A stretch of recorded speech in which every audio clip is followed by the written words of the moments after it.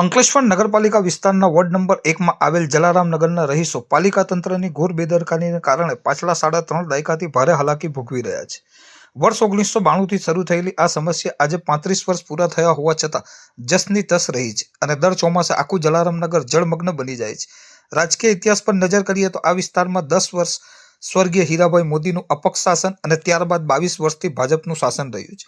આમ કુલ 33 વર્ષથી વધુ સમયના શાસન છતાં સ્થાનિક રહીશોની આ વિકટ સમસ્યાનું કોઈ કાયમી નિરાકરણ આવી શક્યું નથી। માત્ર 3 ઇંચ જેટલા સામાન્ય વરસાદમાં પણ આ વિસ્તારમાં 2 થી 3 ફૂટ જેટલા પાણી ભરાઈ જાય છે, જેના કારણે સોસાયટીના રસ્તાઓ કેનાલમાં ફેરવાઈ જાય છે અને લોકો ઘરોમાં પાણીમાં ઘૂસી જવાની નોબત આવે છે।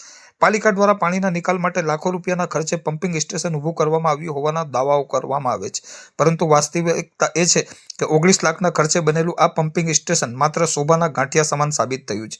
વરસાદી પાણી ઓસરવાનું નામ લેતા નથી અને થોડા જ વરસાદમાં વિસ્તારના રહીશોને પોતાના જ ઘરો છોડીને સ્થળાંતર કરવાની કે સુરક્ષિત સ્થળે આશરો લેવાની નોબત આવી પડે છે। દર વર્ષે નિયમિતપણે પાલિકાના તમામ વેરાઓ ભરતા હોવા છતાં પ્રાથમિક સુવિધાના નામે માત્ર પિંડા જ મળતા રહીશો હવે આક્રોશનો જ્વાળામુખી ફાટી નીકળ્યો છે। આ મુદ્દે સ્થાનિક રહીશોએ ભારે રોષ સાથે આકરા પ્રહારો કરતા જણાવ્યું હતું કે જો પાલિકા તંત્ર 35 વર્ષ સુધી તેમના પ્રાથમિક અને મૂળભૂત સમસ્યાનું નિરાકરણ લાવી શકતું ન હોય તો તેમને રહીશો પાસેથી વેરો વસૂલવાનો પણ કોઈ નૈતિક કે કાનૂની હક નથી।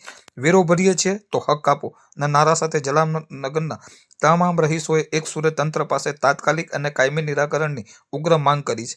જો આગામી દિવસોમાં આ સમસ્યાનો કાયમી ઉકેલ લાવવામાં નહીં આવે તો સ્થાનિકો દ્વારા ઉગ્ર આંદોલન કરવાની અને વેરા બહિષ્કાર કરવાની ચીમકી પણ હાલ તો ઉચ્ચારવામાં આવી છે।